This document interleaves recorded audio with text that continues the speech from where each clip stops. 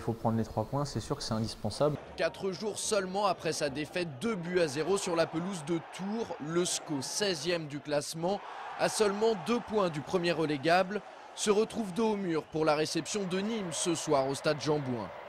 Tout autre résultat qu'une victoire face aux hommes de Jean-Michel Cavalli pourrait sérieusement compliquer les affaires des Angevins dans ce championnat. On espérait beaucoup mieux de ce déplacement de Tours. Bon, en s'inclinant, compte tenu de notre situation actuelle au classement, on est obligé de renouer avec la victoire à domicile pour pouvoir à nouveau se donner un peu d'air. A l'inverse, en cas de revers contre les Gardois, les joueurs de Jean-Louis Garcia pourraient plonger dans la zone rouge et donc manquer d'oxygène. Pourtant, hier après-midi, lors de la séance d'entraînement, les Ligériens n'ont laissé entrevoir aucun signe de doute ou même d'agacement. Le mental ne semble pas affecté, du moins pour le moment. J'ai retrouvé un groupe gai, confiant, enthousiaste. Vraiment pas un groupe touché moralement avec des tensions comme ça peut arriver. Non, non, une envie de s'entraîner, une envie de se retrouver, une envie aussi d'en découdre et de faire tourner la roue en notre faveur. Donc voilà, nous on reste à mon image résolument confiants, même si on est préoccupé forcément, on n'est pas inconscient, mais nous restons confiants en l'avenir de cette équipe.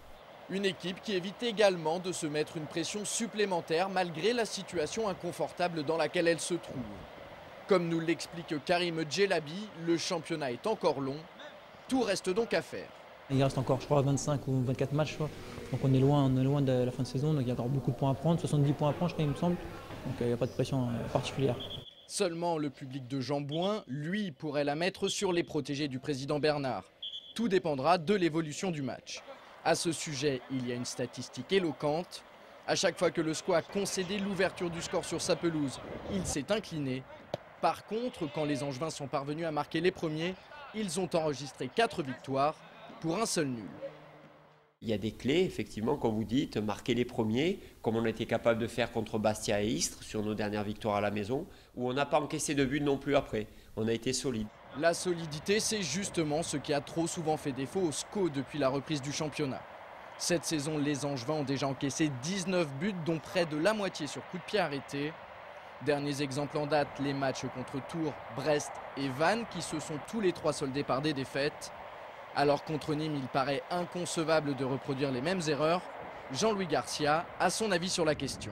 Je crois que c'est en évitant de sans arrêt se le répéter que ça va se produire, parce que vous savez, plus on s'avertit des choses, et on crée une psychose, on psychote. Chaque fois qu'il y a un corner, à force de dire qu'il ne faut pas prendre de but, c'est là qu'on prend un but. Donc il faut rester très calme par rapport à ça, très lucide, faire preuve d'un peu plus de concentration. On est sur un cycle où nous prenons beaucoup de buts sur coup de pied arrêté. Il faut tout mettre en œuvre pour que ça s'arrête, mais je ne crois pas que ce soit en préparant le match autour de ça qu'on va y arriver. Pour y arriver, il faudra surtout que le SCO hausse son niveau de jeu et redevienne efficace aussi bien sur le plan offensif que défensif. Concrètement, il faudra tout simplement qu'il règle les problèmes qu'il traîne depuis maintenant plusieurs mois.